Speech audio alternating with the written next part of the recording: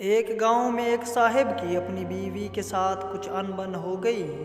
ابھی جھگڑا ختم نہیں ہوا تھا کہ اتنی سنا میں ان کا مہمان آ گیا۔ خاوند نے اسے بیٹھک میں بٹھا دیا اور بیوی سے کہا کہ فلاں رشتہ دار مہمان آیا ہے، اس کے لیے کھانا بناؤ۔ وہ غصے میں تھی، کہنے لگی تمہارے لیے کھانا ہے نہ تمہارے مہمان کے لیے۔ وہ بڑا پریشان ہوا کہ لڑائی تو ہماری اپنی ہے، اگر رشتہ داروں کو پتہ چل گیا تو خواہ مخواہ کی باتیں ہوں گی، لہٰذا خاموشی سے آ کر مہمان کے پاس بیٹھ گیا۔ اتنے میں اسے خیال آیا کہ چلو بیوی اگر روٹی نہیں پکاتی تو سامنے والے ہمسائے ہیں جو ہمارے بہت اچھے ہیں، خاندان والی بات ہے، میں انہیں ایک مہمان کا کھانا پکانے کے لیے کہہ دیتا ہوں۔ چنانچہ وہ ان کے پاس گیا اور کہنے لگا کہ میری بیوی کی طبیعت خراب ہے، لہٰذا آپ ہمارے مہمان کے لیے کھانا بنا دیجئے۔ انہوں نے کہا بہت اچھا، جتنے آدمیوں کو کہیں کھانا بنا دیتے ہیں۔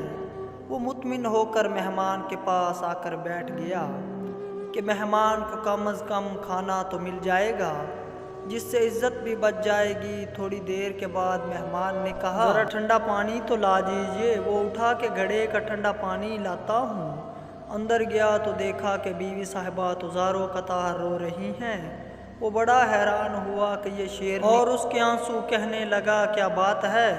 اس نے پہلے سے بھی زیادہ رونا شروع کر دیا، کہنے لگی بس مجھے معاف کر دے۔ وہ بھی سمجھ گیا کہ کوئی وجہ ضرور بنی ہے۔ اس کے خاوند نے کہا بتاؤ آخر تمہارے رونے کی وجہ کیا ہے؟ تم ایسے کیوں رو رہی ہو؟ بیوی نے کہا کہ پہلے مجھے معاف کر دیں، پھر میں آپ کو بات سناؤں گی۔ خیر، اس نے کہہ دیا کہ جو لڑائی جھگڑا ہوا ہے میں نے وہ دل سے نکال دیا ہے اور تمہیں معاف کر دیا ہے۔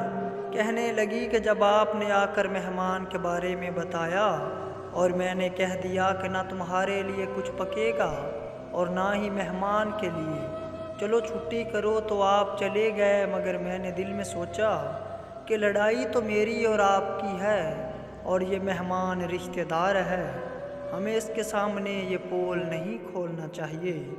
چنانچہ میں اٹھی کہ کھانا بناتی ہوں۔ جب میں نے باورچی خانے میں گئی تو میں نے دیکھا کہ جس بوری میں ہمارا آٹا پڑا ہوتا ہے، ایک سفید ریش آدمی اس بوری میں سے آٹا نکال رہا ہے۔ میں یہ منظر دیکھ کر سہم گئی۔ وہ مجھے کہنے لگا اے خاتون پریشان نہ ہو، یہ تمہارے مہمان کا حصہ تھا جو تمہارے آٹے میں شامل تھا، اب چنانچہ یہ ہمسائے کے گھر میں پکنا ہے، اسی لیے وہیں آٹا لینے کے لیے آیا۔ اس واقعہ سے ثابت ہوتا ہے کہ مہمان بعد میں آتا ہے، جبکہ اللہ تعالیٰ اس کا رزق پہلے بھیج دیتا ہے۔